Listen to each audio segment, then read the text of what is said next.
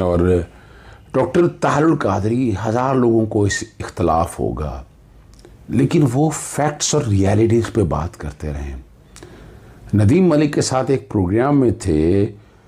کہ لوگ نواز شریف اور زرداری کو ووٹ کیوں دیتے ہیں، اور اس پہ جو جواب دیا، نظریات کو آپ ایک طرف رکھیے گا، خدا را ذرا سنیے گا کیا کہا۔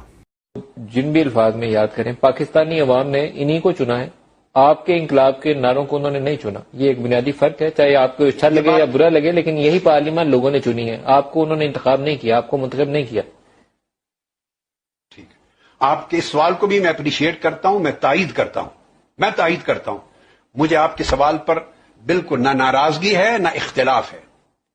اور اس کا جواب یہ دینا چاہتا ہوں کہ یہ آج نہیں،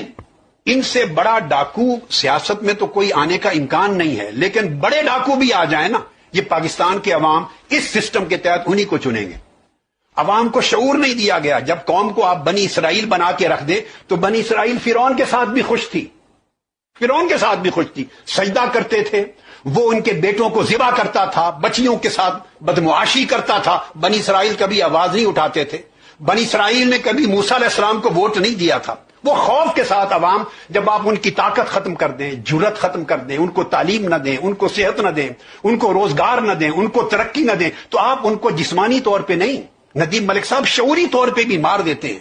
مینٹلی بھی آپ ان کو بالکل فنا کر کے مفلوج کر کے رکھ دیتے ہیں۔ تو جب ووٹ کا ٹائم آتا ہے، وہ نظریے کے لیے ووٹ نہیں دیتے آپ پاکستان کے عوام، خارجہ پالیسی کے لیے ووٹ نہیں دیتے، پاکستان کی سالمیت اور خود مختاری کا تحفظ کون کرے گا اس کے لیے ووٹ نہیں دیتے، اہل کون ہے پاکستان کے اقتدار کا اس کے لیے ووٹ نہیں دیتے، ہمسایہ ملکوں میں پاکستان کے مقام کو بلند کون کرے گا اس لیے ووٹ نہیں دیتے،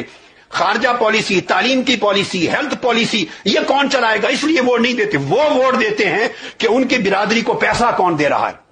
کتنے کروڑ ملے ہیں، ان کی نالیاں کس نے بنائی ہیں، ان کی گلیاں کس نے بنائی ہیں، ان کی روزگار نوکریاں کس نے دی ہیں۔ بس ایک لمحے کے لیے اب ووٹ کے نام پہ اس قوم کو ایک کاروبار ملتا ہے، ایک لمحے کے لیے ان کو پتا ہے یہ بے ایمان ہے، کسی نے کچھ نہیں دینا، جو کچھ اس وقت نکلتا ہے لے لو، بس پیسے چلتے ہیں، آپ گواہ ہیں خود اس بات کے، موٹر سائیکل لگتے ہیں، اربوں روپے کی کرپشن ہوتی ہے۔ اسی وجہ سے تو ایک الیکشن کروڑوں اور اربوں تک جا پہنچا ہے۔ جی آپ